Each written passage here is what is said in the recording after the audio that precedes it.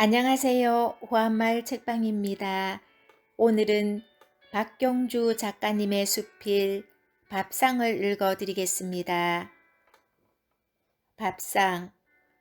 식구가 또 줄었다. 친정집 밥상에 난 자리가 보인다. 줄면 또 느는 식구도 있겠지만 어린 시절 우리 집 밥상은 5명이 둘러앉는 두리반이었다. 그 단촐한 상은 농부의 떼기논처럼 내 어머니가 가꾸는 꿈의 공간이었다. 어린 날의 행복, 돌이켜보면 그건 찰나처럼 지나가 버렸다. 칠이 벗겨져 나간 그 두리반이 알록진 자개를 박은 교자상으로 바뀐 건 큰오빠가 결혼하면서부터였다. 이어 나와 작은 오빠의 결혼으로 식구는 해마다 불어났다. 교자상 1개로도 부족해서 2개를 이어 붙여야만 제대로 앉아 먹을 수 있었다. 우리 3남매가 낳은 6아이들이 커가면서 2개의 상도 비좁아지기 시작했다. 그러자 그 곁에 또 소반을 붙여 밥을 먹었다.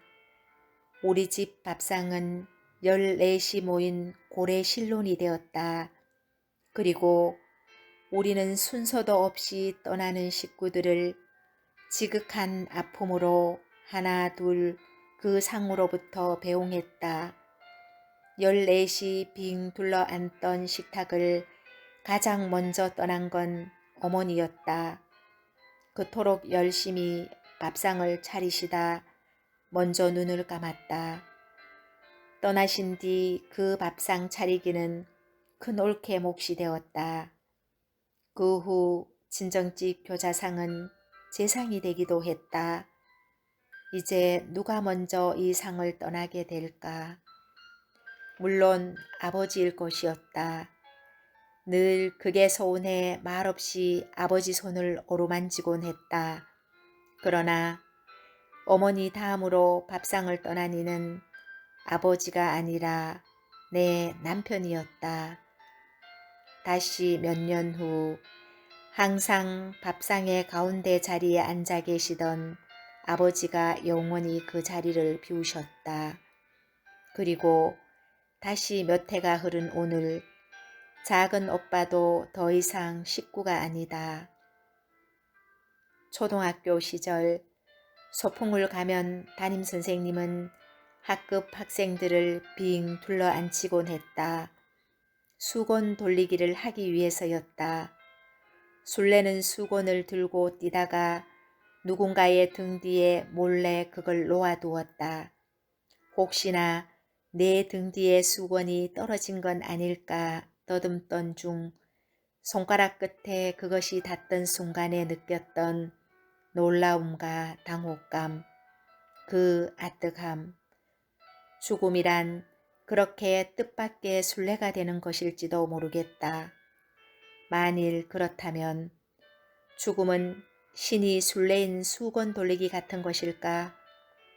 밥상 주변에 빙 둘러앉았던 식구들이 하나 둘 순서도 없이 떠나는 것을 보면 죽음의 신은 우리 등 뒤를 돌고 있는 것만 같아. 다음 차례는 누구로 할까? 돌아오는 부모님 길에 나는 또 친정집의 그 오래된 밥상 앞에 앉게 될 게다. 허전함과 쓸쓸함 속에 먼저 간 식구들을 기리는 제삿밥을 먹게 될 것이다. 달라질 게 있다면 예전에 부모님이 앉던 상석에 큰오빠와 함께 앉게 되지 않을까. 제법 어른다운 말을 해야 할 텐데 빈자리는 채워지게 마련이다. 군데군데 허전한 빈자리에는 아직은 작고 여린 아기들이 넉넉하게 앉게 되리라. 교자상 2개면 충분하겠지. 다시 소반이 필요할 무렵 나와 큰오빠도 여길 떠나게 될까. 상도 제법 늙었다. 우리가 모두 떠나면 새 밥상이 생길 것이다. 그렇게 한 시대가 끝나리라.